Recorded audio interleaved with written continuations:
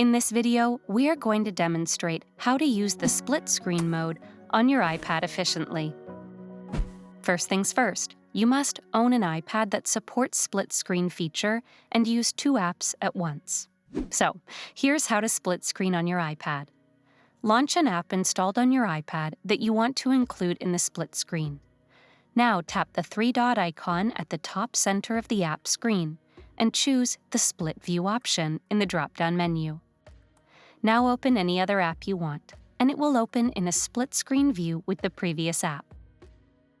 Also, with 2 apps open in split view on your iPad, you can arrange the order of both apps per your preference.